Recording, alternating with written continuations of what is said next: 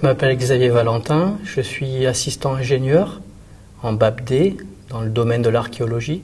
J'ai été recruté en 2000 en tant que technicien mouleur au laboratoire de paléontologie.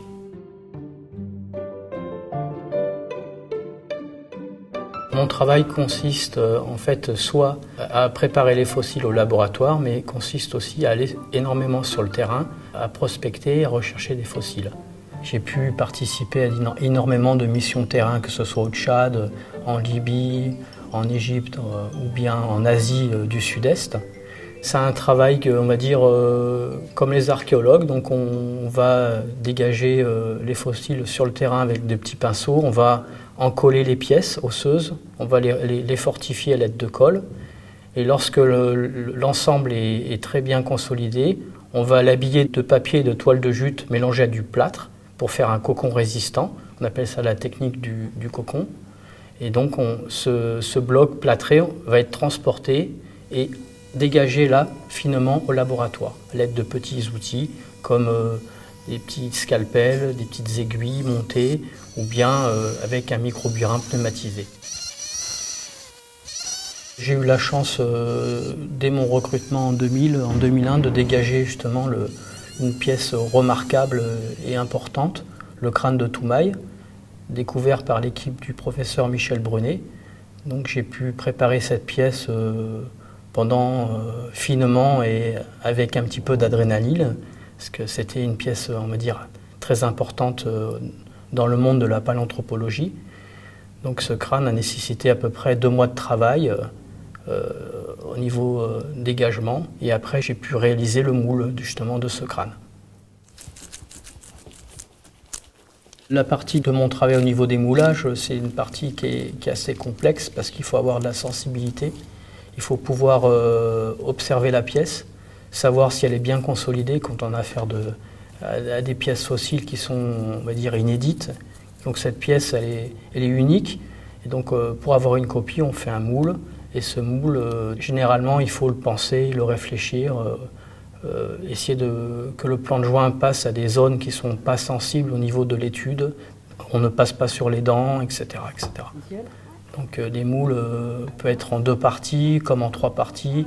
Les pièces sont amovibles, tout est démontable pour sortir après l'original, qui est coincé dans un contre-moule en plâtre, et il faut ressortir après la pièce pour la préserver et après remplacer avec une résine pour obtenir une copie. Parfait.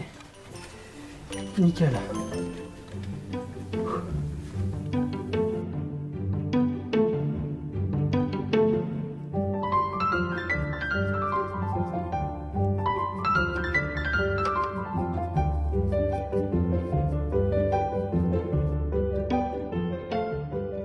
Moi, la paléontologie, pour moi, c'est un rêve d'enfant, c'est un métier passion, ce que j'exerce.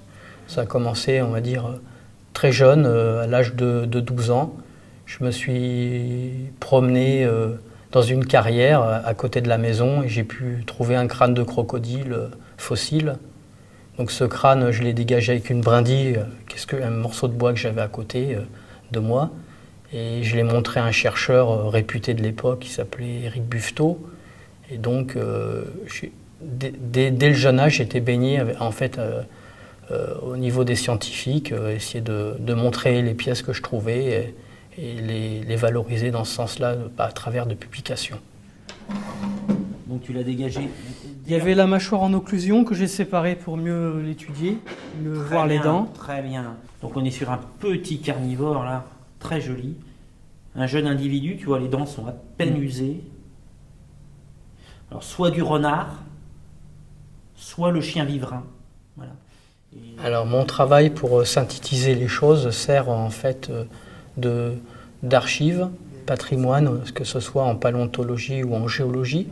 C'est un travail tout à fait d'appui à la recherche, en lien avec les chercheurs. La préparation des fossiles sont souvent des pièces uniques qui seront après déposées dans des institutions publiques, que ce soit des musées ou des universités. Les pièces préparées au Tchad en fait, ont été préparées ici et sont déposées au Tchad. Les pièces de Grèce ont été préparées ici et sont déposées après dans le pays d'origine, ainsi de suite. Donc c'est vraiment un travail de restauration, de conservation et de valorisation, soit scientifique ou publique.